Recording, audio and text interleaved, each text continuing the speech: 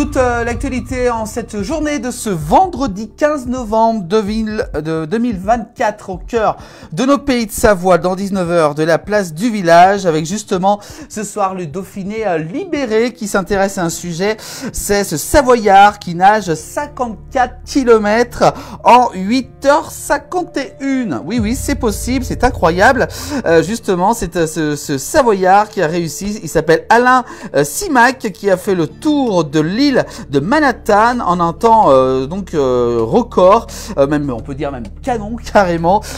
Donc il a donc réalisé cette performance dans une eau à 16 degrés et ça n'a pas être bien chaud non plus.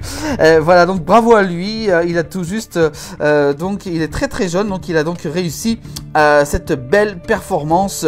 Donc on peut souligner, donc bravo à lui, 54 km en 8h51. Qui peut mieux faire? Vous me direz peut-être si vous y arrivez. On continue l'actualité avec cette fois-ci triple infanticide qui s'est déroulé du côté de Taninges en Haute-Savoie. Le corps retrouvé en Suisse est bien celui de la mère de famille. Elle est soupçonnée d'avoir tué ses 3 enfants dans leur maison de Taninges en Haute-Savoie. Les faits remontent en début de semaine et selon donc les dernières informations de France Bleu Pays de Savoie, c'est bien le corps de cette mère donc qui a été retrouvé en Suisse. L'actualité continue avec en Haute-Savoie une ponette tuée par balle. Ça s'est déroulé le vendredi 1er novembre. Laura Villarino a retrouvé sa ponette blessée dans son pré situé dans la commune de Cuvas. Quelques jours plus tard, elle décédait de ses blessures. L'autopsie vient de confirmer qu'elle a été frappée par une balle. Donc selon nos confrères de l'Essor Savoyard pour cet article. On continue, on va parler de l'eau en bouteille surtout, notamment la marque Aix-les-Bains, clôture, alarme, contrôle, l'eau minérale d'Aix-les-Bains sous très haute surveillance pour préserver la source de Rafi Saint-Simon. La société des eaux d'Aix-les-Bains en Savoie et l'État ont recours à de nombreuses techniques afin de surveiller et sécuriser l'eau minérale. Donc beaucoup de contrôles sont réalisés.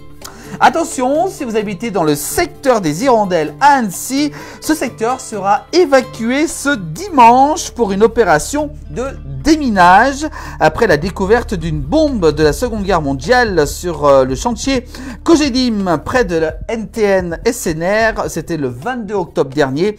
Une opération de déminage nécessitera donc l'évacuation des habitants sur un rayon de 400 mètres. Voilà donc c'est pour cet article.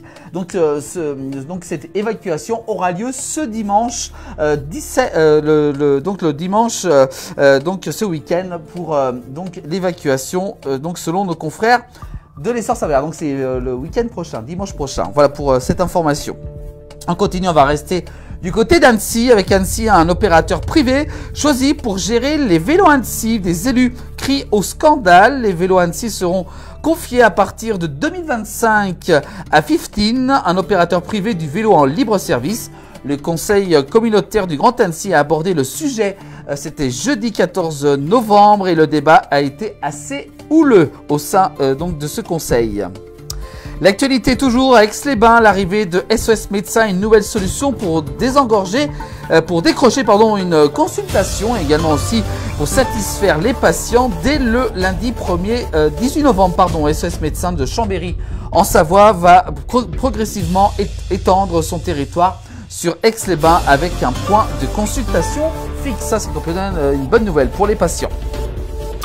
L'actualité du côté de Thonon en Haute-Savoie, après l'incendie d'un appartement, un appel à l'aide pour retrouver une chienne en fuite. Dans la nuit du 13 au 14 novembre dernier, un incendie s'est déclaré dans un appartement situé avenue du Général de Gaulle à Thonon. Tandis que l'occupant des lieux est toujours hospitalisé, les recherches s'organisent pour retrouver sa chienne Naya qui a pris la fuite suite au sinistre. On parle cette fois-ci de Pays de Gex, cette fois-ci, qui est Lucie Villemen, sacrée Miss Pin-Up France 2025. Elle a 21 ans, elle est de Saint-Génie-Pouilly. Elle a donc décroché le titre national de Miss Pin-Up 2025 le 26 octobre dernier, près de Clermont-Ferrand, dans le 63, à Cournon d'Auvergne. Entretien exclusif avec Lucie Villemen, que vous pouvez donc retrouver dans le Messager du Chablais. L'actualité du côté de l'Arrache-la-Frasse, un projet de tyrolienne soumis au vote des habitants. C'est mercredi 13 novembre dernier. La municipalité d'Arrache-les-Frasse a organisé donc une réunion publique au programme le projet donc d'une nouvelle tyrolienne pilotée et financée par la société des remontées mécaniques des carreaux. Les électeurs de la commune auront le dernier mot, promet le maire.